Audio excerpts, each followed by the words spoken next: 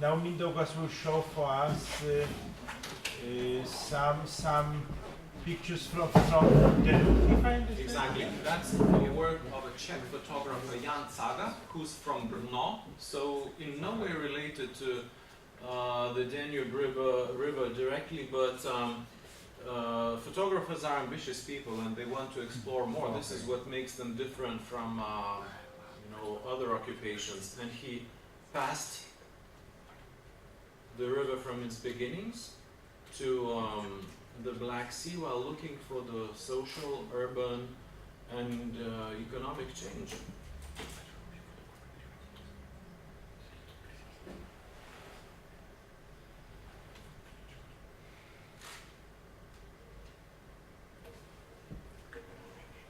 We're done here, just to have these few images, and I think it's for you to talk, and, okay. Then you invite Timon to show pictures. Or Timon can come and prepare meanwhile. Okay. Okay. So if it's comfortable in this way, yeah. But can you a little explain for us the idea? Can you little sit and explain a little idea of festival? Because if I understand well, so it's this idea is connecting with Nemunas, with Neris, and in general there are a lot of efforts which are going from municipality of Kaunas, how to connect Nemunas to Kaunas cultural, economical, maybe educational life, and if I am on good way. So they are away, and there are a lot of articles. Also, I know that Professor Aleksandravicius is big optimist in this case, how to connect river to economical, cultural, and educational the life of town. Yeah. I can only probably add a few questions to what I said before as to the mission of the festival, but I would be so happy to relay the word to yourself and to Mr. Pavilonis. So if I continue here, I've been asked this question many times, especially by journalists, how you as an organizer of the festival envision this kind of more intense role of the river. But I think the river as notion is the key to our common understanding. When I mentioned the word dividing, I actually meant that actually rivers can serve as something to flow along, but also to border, which is sometimes like the case of Odra, Poland, Germany, and in case of Nemunas to Lithuania, to Kaliningrad area. But Nemunas is more problematical because it started in Belarus, through Lithuania, through border with Russia. So with Odra is more comfortable because it's swimming, it's going through inside European Union. But in Nemunas it's bigger I think problem. So photography is a domain where people are real fans of what they do, and sometimes it's not a single inch of a matter of money for most of these personalities to go and investigate things as they see. We have been seeing photographic works about, as you say, borders that are Schengen and non-Schengen, like one Polish photographer, Mariusz Farecki from Poznań, did a work about one day opening of the Polish-Ukrainian border when the tiny bridge was open, and within that day they immediately noticed that some people celebrate that day by bringing cigarettes in Poland, or at least trying to do that. So these obscure cases do exist, but what I wanted to say that I think photographers can be the flag carriers to elaborate that problem or issues related to, or bright sides or perspectives. And indeed, here's an amazingly beautiful parallel, because I never knew you were a lawyer or about to become a lawyer. But I am a lawyer, okay. And I was about to be a doctor. Okay, but the photographer who did the work about Nemunas was the fourth-year law student who quit for photography. And I was international lawyer. So then we have the situation that photography for them became something where they were able to express themselves, and get out of the box, get out of their usual office and talk to a wide audience about things they consider important. I give back the word to you, rather.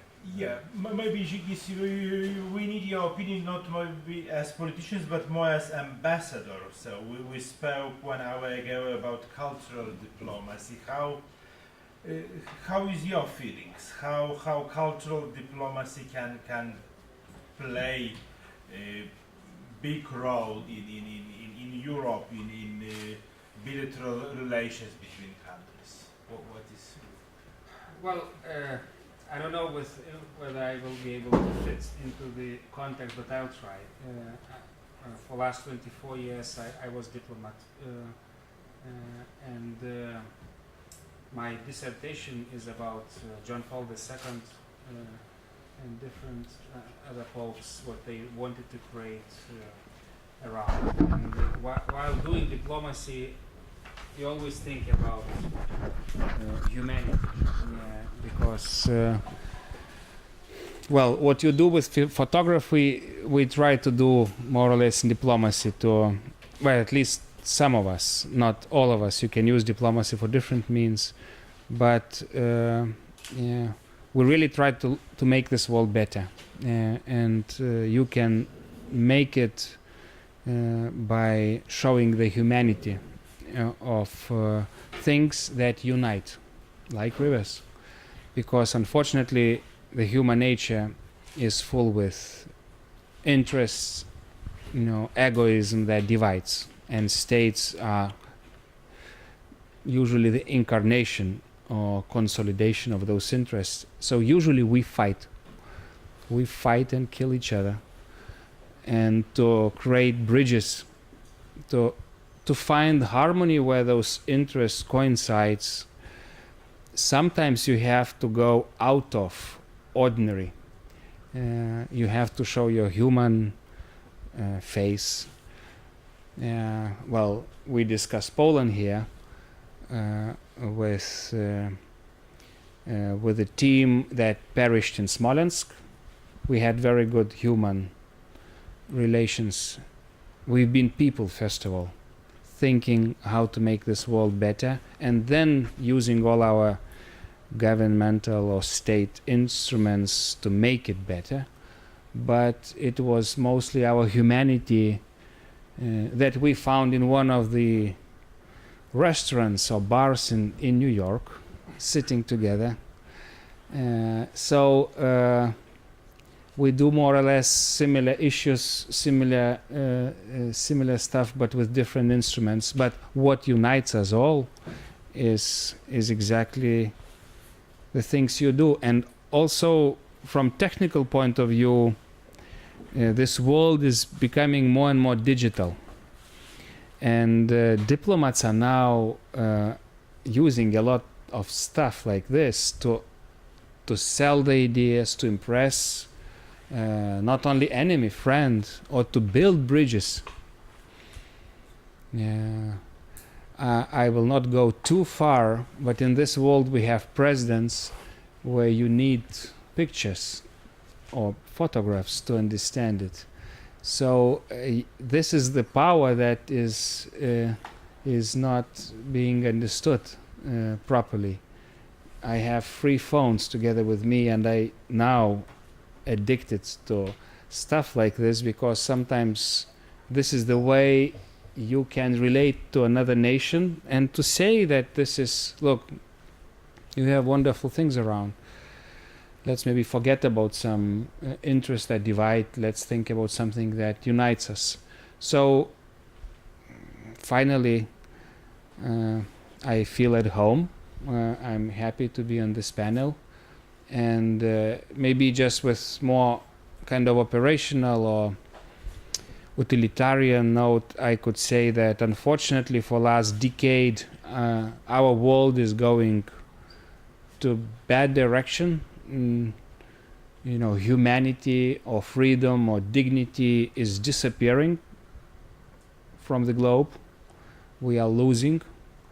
So let's unite our forces, whatever instruments we have, books, poetry, photography, diplomacy, politics, literature, I don't know, everything to try to make this world better. John Paul II was the leader who understood it so well, because he was able to see the forest instead of trees or wood only. So good that this is an event where, you know, people of different background meets and we can see maybe the forest and unite our forces to make this world better. Okay, thank you for your reflections, and we will return for some moment to our comments. But now it's time and floor for Timon Markowski. His river is smaller than other. He came from Bydgoszcz, yeah. Yes, yes. Yeah, and but also you have your own story, your own photos.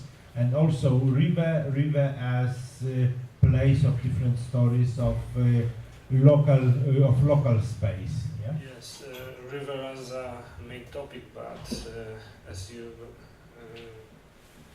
gonna see, it's there is no river at the pictures. So this is kind of different approach. Can you remind from where you are and Yes, which is your river?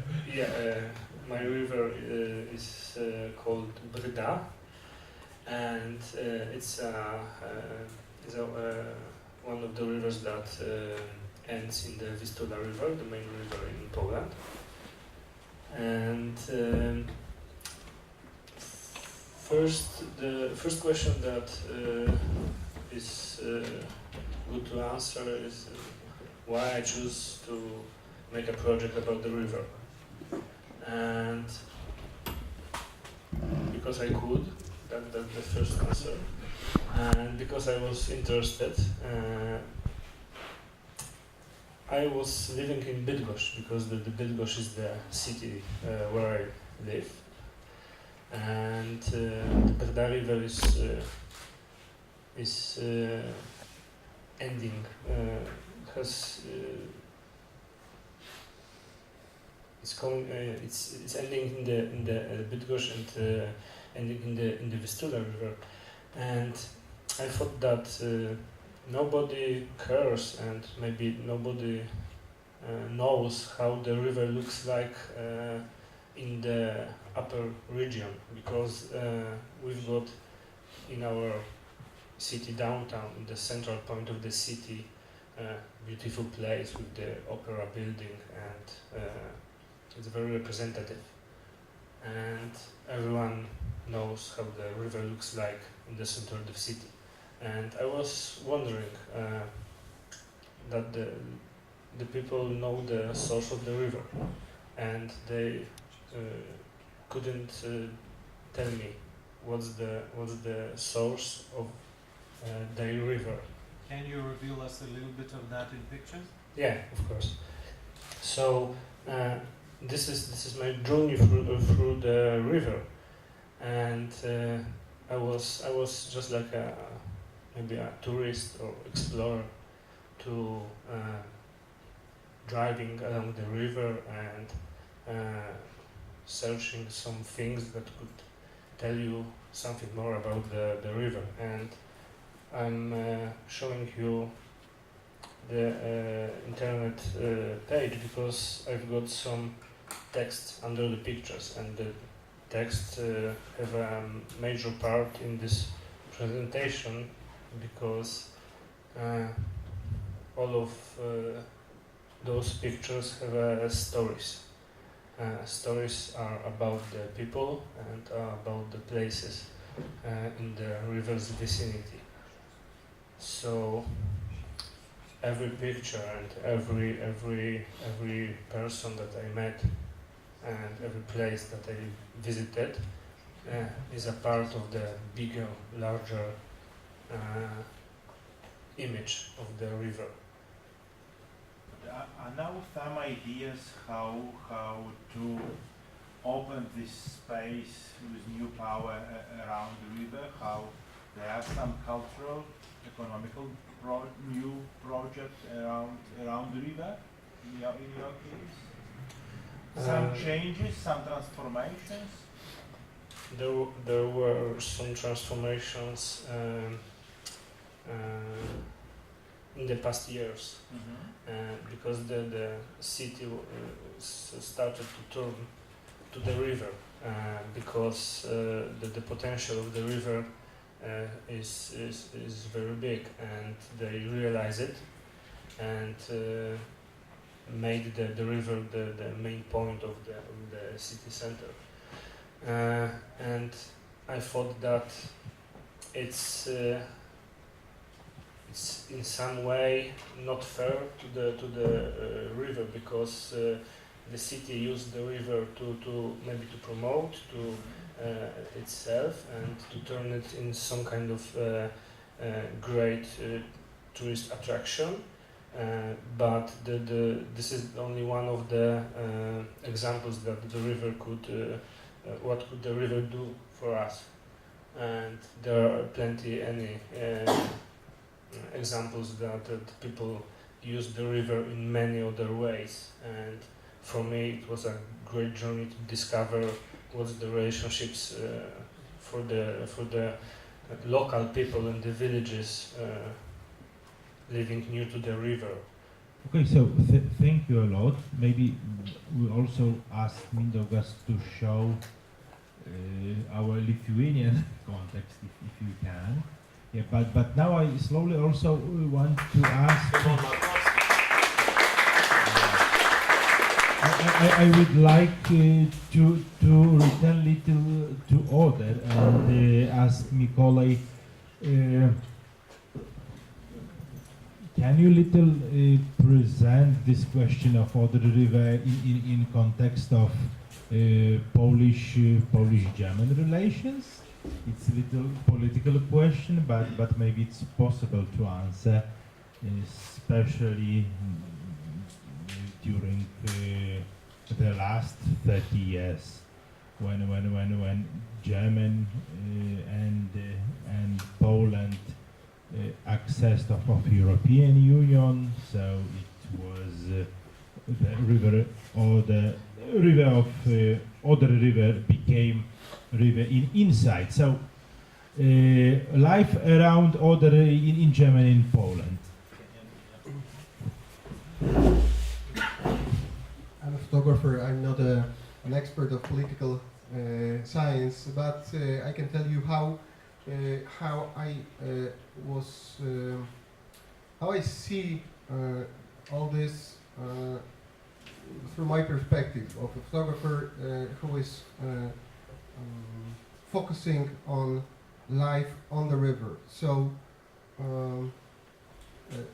you know, during communist times, it was like strict border, and there were outposts. It was impossible to swim from one bank to another, and now it's completely free. And there are more and more new initiatives. For example, in the city of Nowa Sól, there is a very nice initiative. There are probably 3 or 4 ships, pleasure boats, who take tourists from German towns to Poland and back. And on these ships, Polish families and German families,